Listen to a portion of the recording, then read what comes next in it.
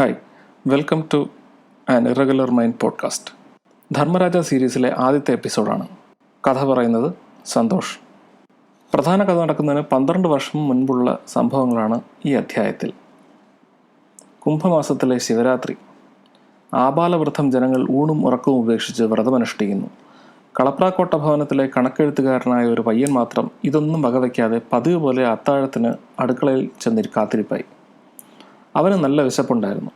കളപ്രാക്കോട്ട വിശ്വനാഥൻ കുഞ്ചുവിരാട്ടിയുടെ രായസക്കാരനാണ് ഈ പയ്യൻ. അവിടുത്തെ മറ്റ് ഭൃത്യന്മാർക്ക് അവനോടത്ര ലോഹ്യമില്ല. അവർ കിട്ടിയ സമയം പാഴാക്കാതെ അരത്തുമപ്പുള്ള തങ്കച്ചി എന്ന ഗൃഹനായികയെ വിവരമറിയിച്ചു. തങ്കച്ചി കലിതുള്ളി വന്നു. മാംസഗോപുര ശരീരണിയായ അവർ പയ്യന്റെ ധാർഷ്ട്യം കണ്ട് കോപിച്ചതിൽ അത്ഭുതമില്ല. കുടുംബശ്രേയസിനെ നശിപ്പിക്കുന്ന പരിപാടിയാണ് പയ്യൻ ചെയ്യുന്നത്. അവർ അവനെ ശാസിച്ചു.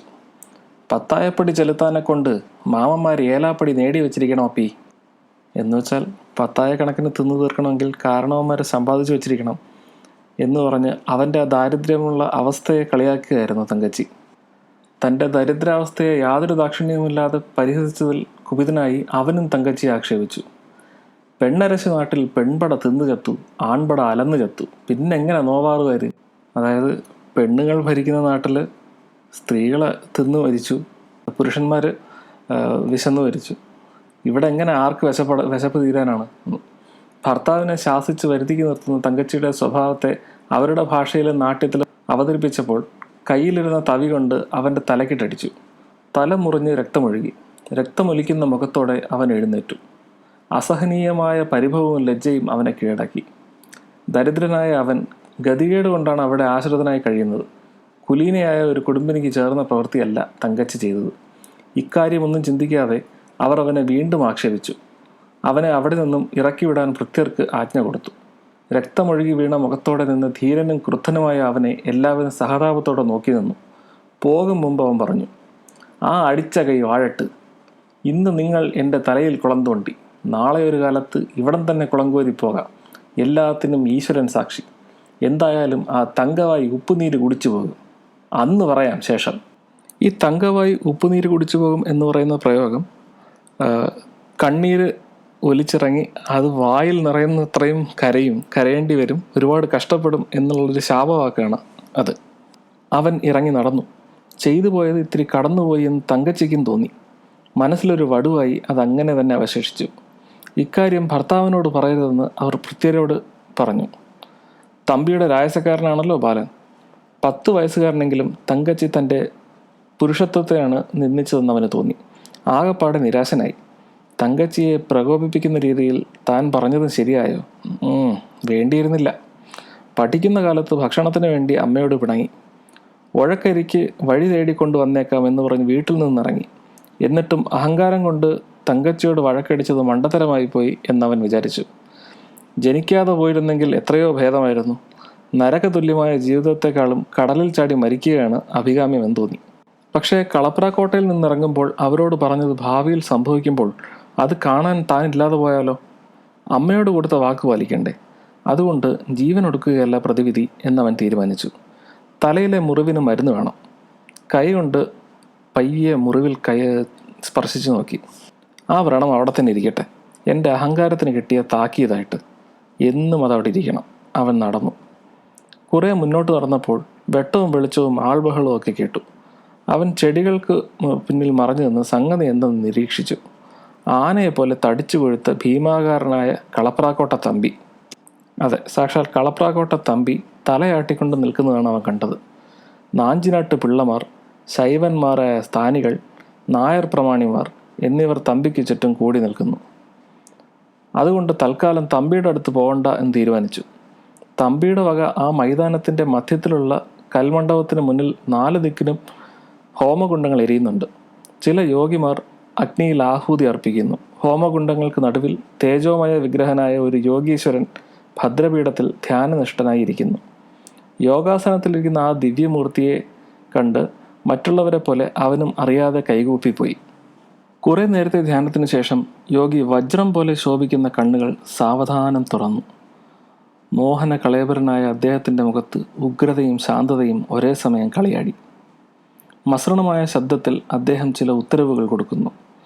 പാദത്തിൽ വീണു തൊഴുന്ന ഭക്തന്മാരെ അഭിനയ വിദഗ്ധനായ അദ്ദേഹം സ്നേഹപൂർവ്വം കടാക്ഷിച്ച് അനുഗ്രഹിക്കുന്നു.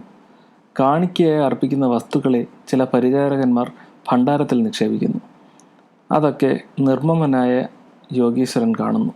അദ്ദേഹം എന്തോ സാവധാനം ഒഴിഞ്ഞപ്പോൾ ഭക്തന്മാർ എല്ലാവരും അഗ്നികുണ്ഡങ്ങൾക്ക് ചുറ്റും അണിനിരന്നു. യോഗീശ്വരൻ എന്തോ അഗ്നിയിലേക്ക് അർപ്പിച്ചു. വിശേഷതരമായ ഒരു ഗന്ധം അവിടെ വ്യാപിച്ചു. പട്ടിണിയും മുറിവും കൊണ്ട് പരിക്ഷീണനായിരുന്ന ബാലൻ ഗന്ധമടിച്ചതോടെ അവശനായി. അവൻ്റെ ബുദ്ധി മന്ദീഭവിച്ചു. ആകാശത്തിലൂടെ പറക്കുന്നതായി അവന് തോന്നി. അവിടെ കൂടിയിരുന്നവരൊക്കെ അവ്യക്തരൂപികളായി. ശരീരം പരമാണുപ്രായമാകുന്നതായും ആത്മാവ് അനന്തവും സ്വച്ഛന്തവുമായി സഞ്ചരിക്കുന്നതായും തോന്നി. അപ്പോഴേക്കും താളമേളത്തോടെ ഭക്തിസന്ദ്രമായ ഒരു ശിവസ്തവം യോഗീശ്വരൻ ആലപിച്ചു തുടങ്ങി. ഹൃദയഹാരിയായ ആ കീർത്തനത്തിൽ അവിടെ കൂടിയിരുന്ന ഭക്തരുടെ മനസ്സിലയിച്ചു.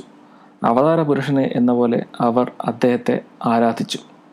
പാട്ട് കേട്ടപ്പോൾ ബാലൻ്റെ മാനസിക ഭ്രമം മാറി. അവൻ അവിടെ നിന്നും പ്രാണഭയം കൊണ്ടെന്ന പോലെ ഓടി.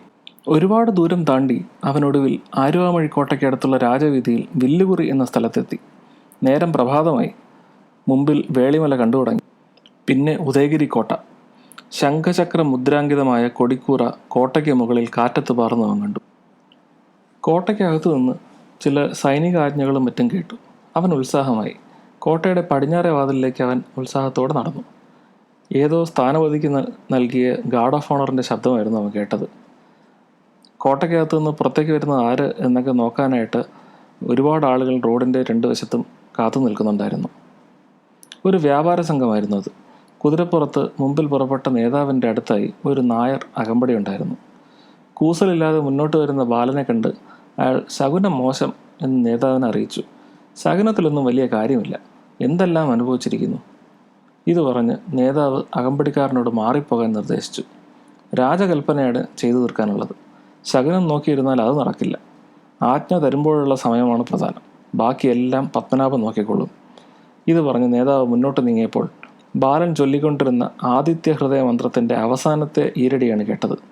ഇത്തമാദിത്യ ഹൃദയം ജപിച്ചു നീ ശത്രുക്ഷയം വരുത്തിയിടുക സത്വരം. സന്തുഷ്ടനായ അദ്ദേഹം അവനോട് എങ്ങോട്ട് പോകുന്നു എന്ന് അന്വേഷിച്ചു. തിരിഞ്ഞു നിന്ന ബാലൻ ലക്ഷണശാസ്ത്രജ്ഞനെ പോലെ കുതിരപ്പുറത്തിരിക്കുന്ന പ്രഭുവിനെയും കുതിരയെയും നോക്കി.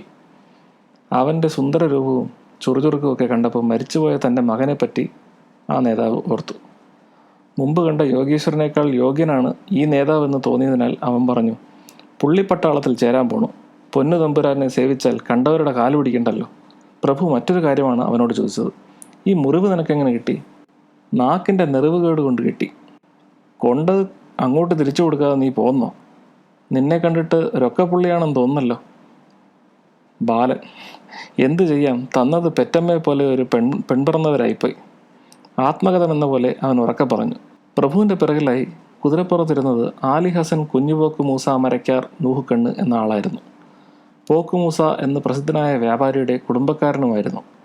ബാലൻ്റെ സംഭാഷണത്തിൽ അതീവ സന്തുഷ്ടനായ അയാൾ കുതിരപ്പുറത്ത് നിന്ന് ചാടിയിറങ്ങി. സബാഷ്, നമുക്ക് തമ്പി, തലയോർക്ക് പിള്ളை എന്ന് പറഞ്ഞ് അവനെ വാരിയെടുത്ത് കുതിരപ്പുറത്തിരുത്തി. കുതിരപ്പുറത്ത് യാതൊരു മനച്ചാഞ്ചല്യവുമില്ലാതെ ബാലൻ ഞെളിഞ്ഞിരുന്നു. അവർ മുന്നോട്ട് നീങ്ങി. ആ പയ്യൻ എന്തു പറ്റി കാണും?